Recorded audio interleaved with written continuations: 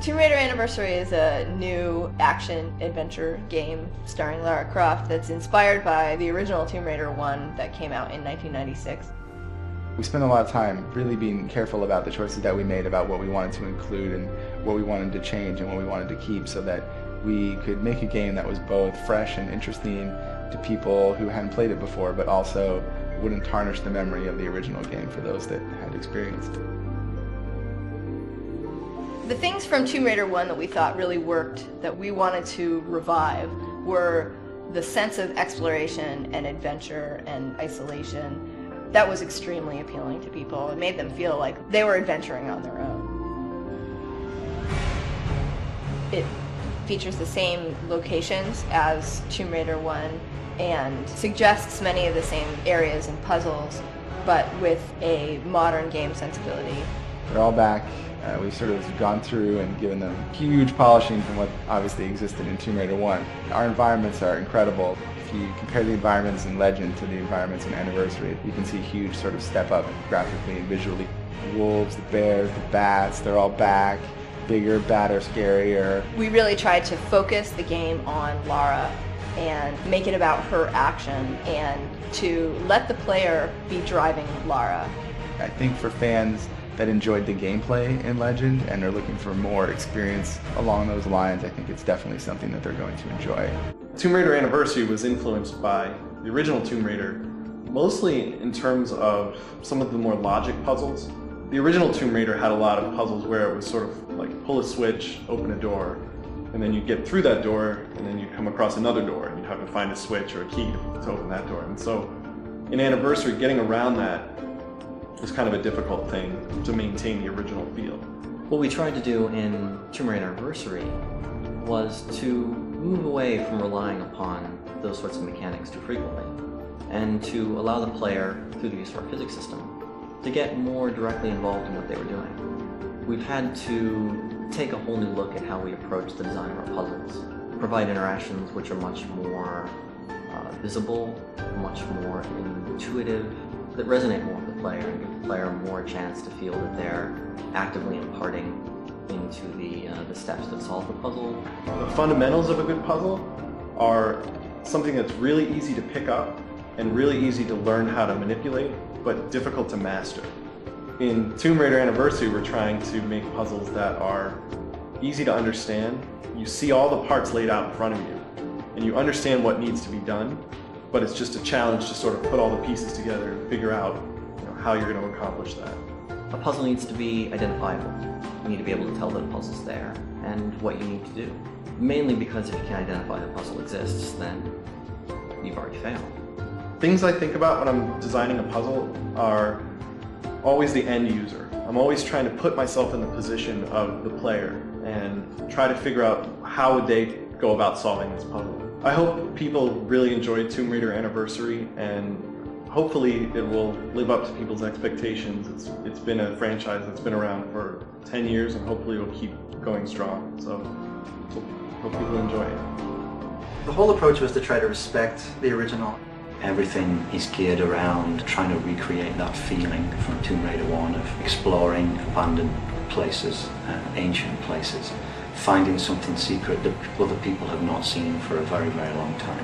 I think if people played the original, they'll feel like this is close to the original, even though if they actually went back and looked the two side by side, they'd be very, very different. And trying to get that special feeling is not just about one part of the art, it's about the whole look and feel. And it's about the palette and the tones and the lighting and the atmosphere and the sound and the way that the design is laid out. So the process was we would go through and we would make things not colorful. We would light things so that they were desaturated. When you looked at it with the desaturated lights, things looked a lot more realistic. And then we would go back at the end and add color with, overgrowth, flowers, and vines. We've really upped the scale a lot. That's probably been the biggest thing. Everything is more grand, more vast, just giant compared to the original. It was the introduction of the game, and I think it does a good job of getting you in the mood. You have a sense of mystery and adventure, like you don't know what's going on, you have to explore all these things. And even within Peru, it changes so much.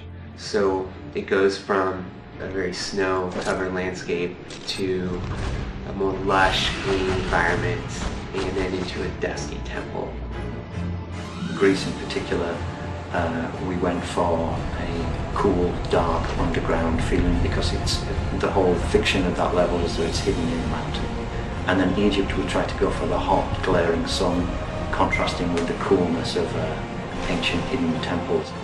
A lot of areas start out very sort of murky and get bright as you go up. There's a lot of areas where we wanted things to be really mysterious, so towards the end of Egypt things get really sort of dark and mysterious, and then they get bright at the end. And then Atlantis is volcano, hot, fantasy. It's completely different to the other three settings, so it's a nice way to round off the game.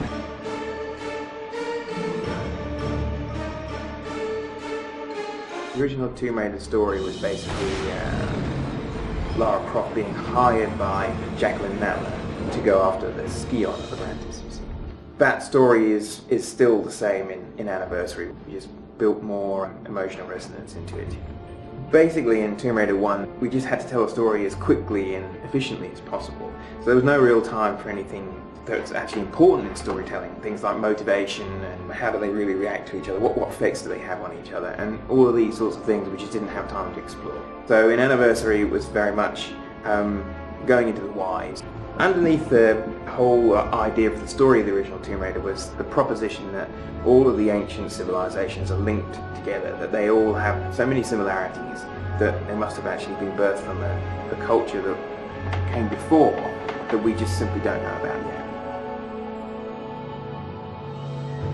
Lara Croft was originally designed to be just this extraordinarily steely, frightening woman who was just capable of doing anything in order to achieve her goals, basically an unstoppable force. And then I wanted that kind of madness to be sort of contained behind a facade of this extremely proper Britishness.